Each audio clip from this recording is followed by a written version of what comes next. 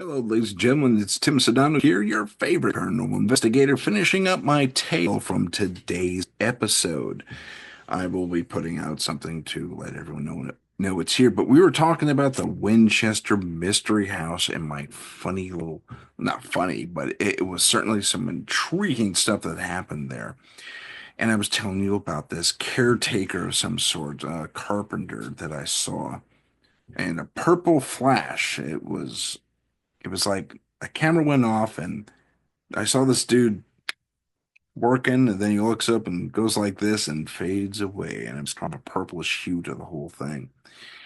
And we go further into the house and we come to this one kind of intersection where there's a set of service stairs going up, and how sometimes Mrs. Winchester would use the service stairs because it was a little bit quicker than using the main staircase. She had arthritis back in the day as she got older. And they even went so far as to lower the steps from 6 inches to 3 inches so she can get around. But there was a picture of this of several of the caretakers, and it was a group photo, and it must have been taken at a time where flash photography was coming about because they were all, some of them were at least smiling a little bit, especially there's a little kid you'll see in the picture in a second. And I was also speaking on how there's this one ghost in that picture, one individual in that picture as being a ghost that several witnesses over the years, decades actually, have, well, seen. And he's kind of a bit of a ladies' man, or fancies himself one.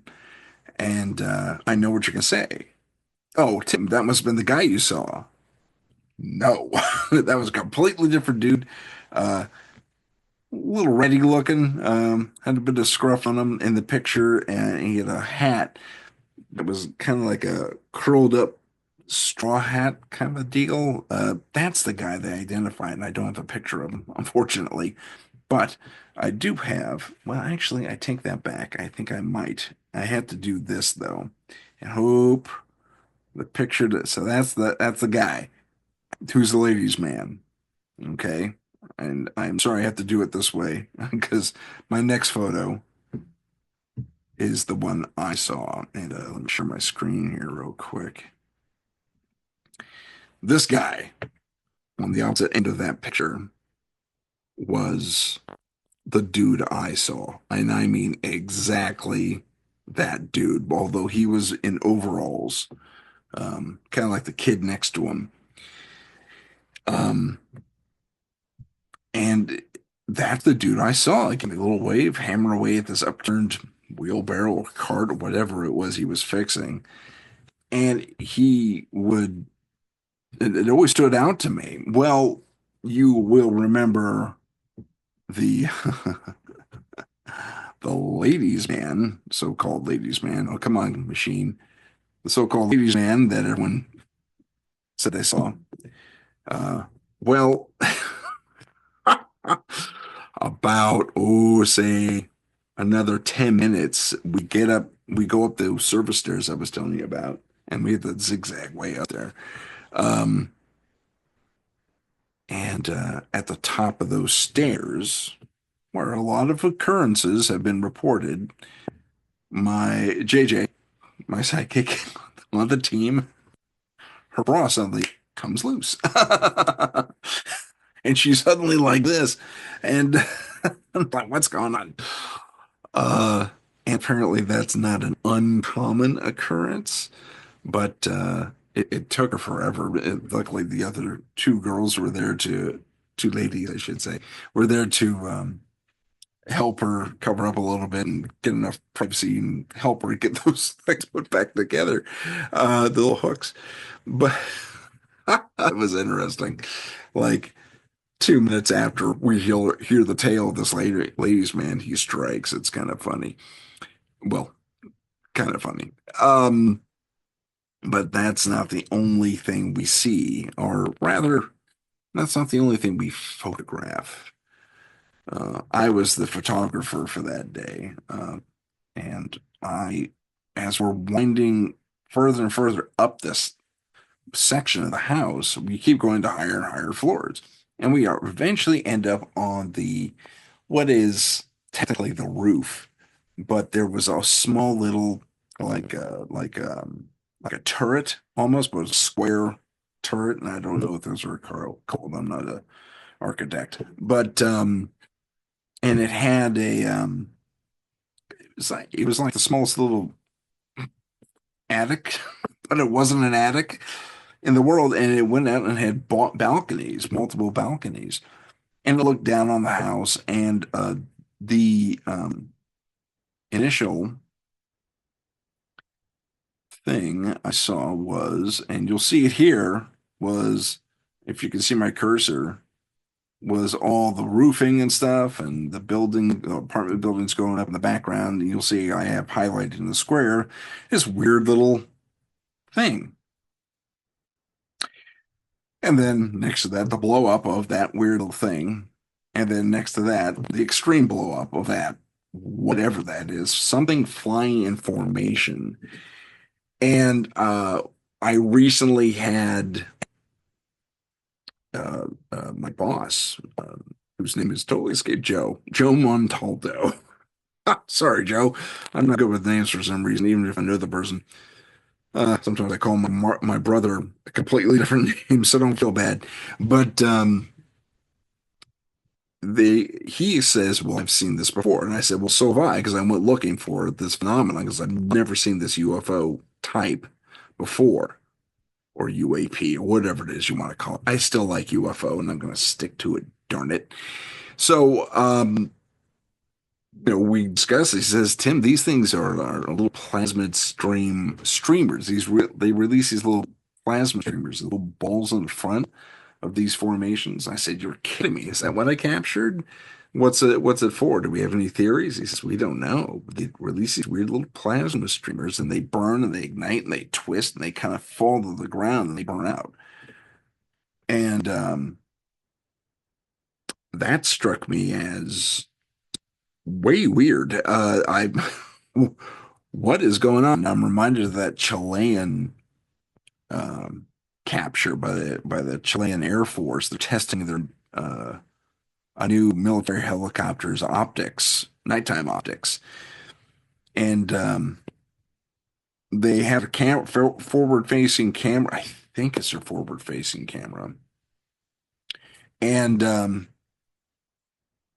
they switch to infrared, and they see this craft there suddenly spraying some sort of gas, releasing some sort of something or other.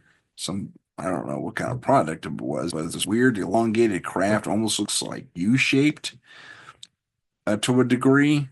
Um, and they start freaking out. It's like, "Oh my gosh, are you seeing this? Are you seeing this?" And he flips it off because he wants to get it on proper video. Flips up the infrared, can't see it. Cool.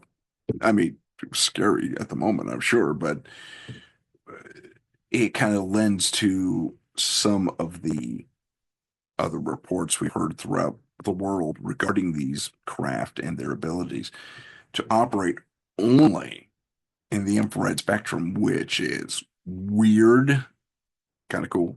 But they couldn't physically see it, and they couldn't see it through the camera unless it was in infrared mode. And that's kind of what that reminded me of, as far as these orbs dropping these plasma streamers. And these types of, I should bring it back up so you know what I'm talking about. These types of craft, or whatever you want to call them, have been reported throughout the world, chiefly in Ohio, Florida, Texas, Wyoming, Montana, and I think Illinois. Don't quote me on Illinois. But these other places have taken similar pictures of what I have. And sometimes, mostly, it just, if you isolate the first set of, the first little triangle with the dot in front of it at the top, that's what they see solo. They haven't seen what I have here. And whatever this thing was, had a buddy, and they were dropping these, I beg your pardon, plasma streamers, apparently, which is weird. The rest of the tour of the Winchester Mystery House was, by and large, uneventful as far as experiencing or even capturing things that we notice in post, such as the case with this UFO slash UAP. Um, that was no after the fact. But the fact that I saw, because I stopped my group out, I pulled them all back when I saw the the one guy in the picture, and I said, "See that dude right there? That's the guy I saw. I mean, that's the guy." And they said, "Really? What was he doing?" I said, "Working on a cart. Wait hello, disappeared." And because it had a purple hue, my psychic suggested I caught a residual. The funny thing is, we asked the tour guide about their spook stuff, took off the record and all that fun stuff. And she said, I never heard of that guy haunting this place. So I'm not so sure it was residual, but I would, I have to trust my psychic if she says that it was, because she's a little more in tune to that type of thing. But I still maintain I may have seen something kind of intriguing, especially when it's this guy. Come on, really? That's just nuts. So anyway, the rest of the tour relatively uneventful. Um, there was something about. Oh no, we talked to, like I said, we talked to the tour guide afterward, took her aside and said, on the QT, what else has been going on? She says, not really that much, but there was something about the way she said it that tells me, at least I suspect, that that's a complete fabrication because these people must see things all the time. So anyway, so that's the rest of the story. I did go over by like 30 seconds on my allotted time, but you deserve to know the rest of the story, and here it is.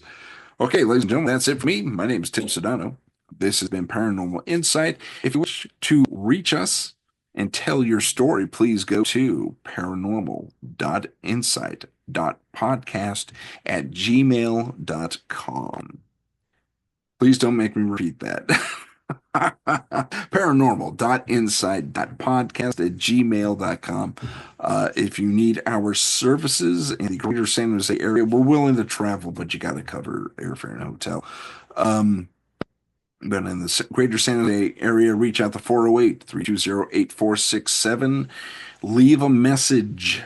Please leave a message. I may or may not pick up. It's a VoIP line, and it doesn't always notify me that someone's calling. I gotta change that. But until I do, please do leave us a message and we will get back to you ASAP.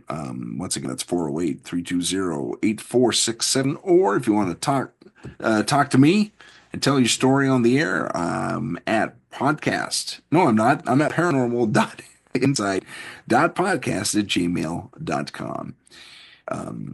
And follow us on Instagram. That's at paranormal.insight on Instagram. And I do believe that's it. Okay, thank you very much, ladies and gentlemen. My name is Tim Sedano. This is Paranormal Insight, and you have a good rest of the week. Bye bye.